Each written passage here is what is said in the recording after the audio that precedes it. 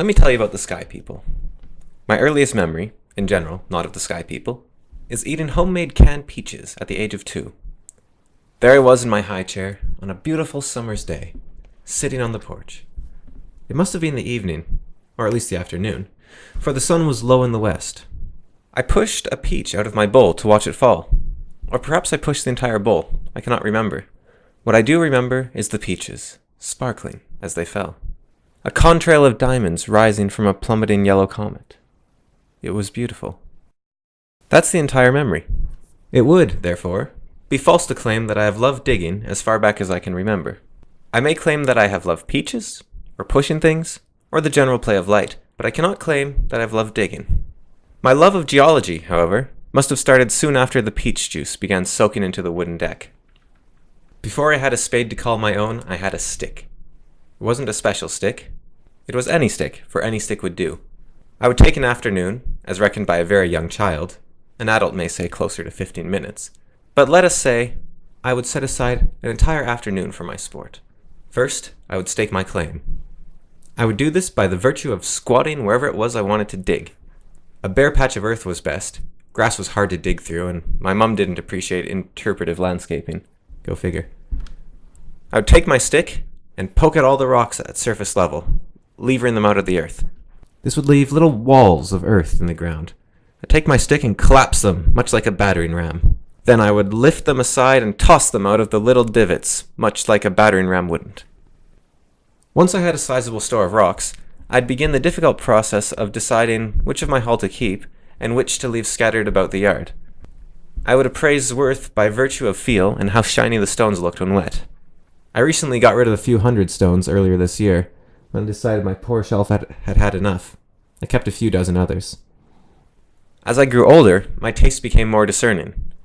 Rocks had to be colorful, weathered into interesting swirls, and look shiny when wet. I eventually secured an old spade of my own when my mum gave me her old gardening one. It had a red plastic handle and a blade made of rust. I loved that thing. It was like Superman or my dad. When a rock was stuck and sticks snapped inadequately trying to lever it free, I pulled out old Rusty. The tip of the blade bent the opposite direction from the rest of its body. The center of my hand still ached from pressing down on the unforgiving handle loop, and my mum had seen fit to give it to me because she bought a new one. It was old. But when I wiggled it down beside a rock wedged in the clay, slammed down on the handle with my palm, and yanked back on it with all my weight, the rocks would pull free. The first serious hole I dug with the spade was for buried treasure. We had a young aspen tree out back. It had a whole lot of space and a whole lot of sun. These days, over 16 years later, you wouldn't know it used to be special. It just looks like a tree. But back then, it was going through its growth spurt. Its leaves, few though they were huge. The largest was bigger than my hand. I wanted it. The poor tree was, as I said, smaller back then. So I took it. I learned then at a young age that the problem with possessing a treasure beyond imagining is that you immediately become jealous. What if my treasure was stolen? What if the dog decided to tear it up? What if my parents took it from me to hang on the wall or to show their friends? I needed to hide it. With my trusty spade and 2-year-old lackey, who is currently animating this in tow, I went to a secret location just south of the sandbox and dug a deep hole. Normally, I would have been delighted to find rocks, but on this day, they were my enemy. The leaf was delicate, and a sharp rock might damage the leaf, so I carefully removed every stone from the soil. With Connor on lookout, I buried the leaf, planning to dig it up next summer. Strangely, though I found the loonie and the orange rock, and even some cat poop, I never found the leaf again. I dug in several different areas, but neither head nor tail of it was found. It's probably still out there, buried in the yard, waiting for a lucky kid with a stick and a bit of patience to dig it up and witness the largest leaf of their life. My passion for rocks never truly died. Like the embers of a fire, it has been dimmer at times and brighter at others, but it has always glowed. I continued to dig year after year, amassing such a collection of rocks my mum had to start making special containers for them. One sits on my desk as I speak. You should see them. There's a bunch of these smooth white discs about the size of my palm, which are really cool, several crystals, and a metamorphic rock that looks like a cross between quartz and marble. This love for rocks and digging is why my mom should have known on that fateful summer day, when I was an age where boys are strong enough to be coerced into hard labor, that she was about to make a mistake. She offered to pay me to dig an outhouse hole. And she offered to pay me $10 per foot. Perhaps you've never had a young boy. Perhaps you've never even been a young boy. If you are a young boy, have been a young boy, or have a young boy, you should know that the surest way to get them to entomb themselves in the earth is to ask them to dig an outhouse hole and pay them $10 a foot. Let me tell you a little about digging an outhouse hole. The first few feet are the hardest. That is where the kinnikinnick and tree roots live. It's mostly pickaxe work, but a shovel can cut a root if you jump up and down on it a few times. You want the hole to be as narrow as possible. I'm not sure of the exact width, but it's roughly 1 12-year-old wide, with a bit extra on one side for the shovel to scrape up past their head. When you get past the shrubbery and spruce roots, the clay and willows take over. Should an aspen, the old ones, not the young aspen of the fabled leaf, lay roots across the path of your hole, progress will slow to the point where you'd be better off digging elsewhere. Of course, wherever else you dig will also have an aspen root across it, so you might as well get out the pickaxe or even a hacksaw and work your way through it. Past the roots, the technique settles into a sort of rhythm. You set the shovel on the edge of the ever-widening hole and jump up and down until the blade rests on the bottom. Then you scrape it towards the center and lift free as much dirt as possible. As the hole gets deeper, this becomes more difficult. And the widening I mentioned earlier becomes more of an issue as the shovel scrapes up against the side of the hole. Eventually, you're squatting there at the edge of the hole, trying to lift dirt with a vertical shovel, and you're looking down and realizing that your hole is soon going to be wider than it is deep. You know it's time to take the plunge.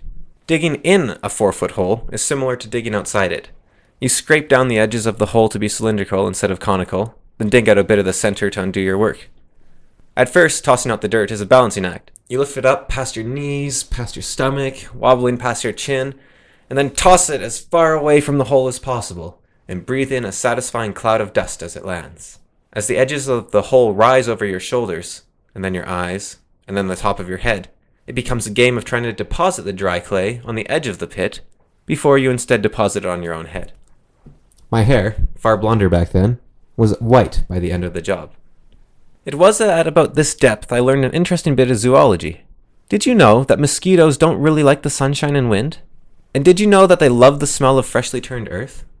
And did you know that a hole currently 6 feet deep and growing deeper is a great place to hide from light and wind while you sniff that new earth?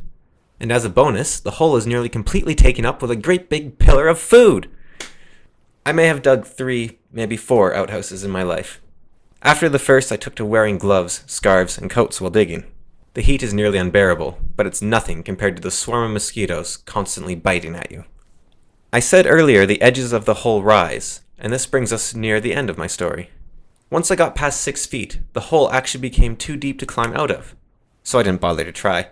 Instead, I focused on more important things, like digging down. Once you give up on ever leaving a hole, an interesting thing happens. All you can see is a single dirt wall occupying your entire view. You are no longer digging down. You just are. You just do what you've always done.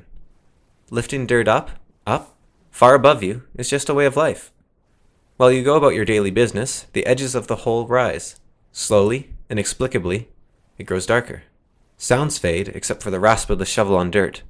At some point, more dirt is falling into your hole than leaving. So you lean your shovel against the edge of your home and stand on the very tip of the handle to see what's wrong. Your hands grab the strange, flat surface of the upper realm. It goes on forever. You peer up, just a little, at the underside of another world. This land isn't for you. It's too blue, too bright, too loud. Ankles move towards you. Up and up and up. The soles of their feet above your head. Up and up and up. A face. A dweller from above. A sky person. "How's it coming?" they ask. You climb down your shovel to stand on solid ground. You are safe here. You'll leave the precarious land far above the earth to the sky people.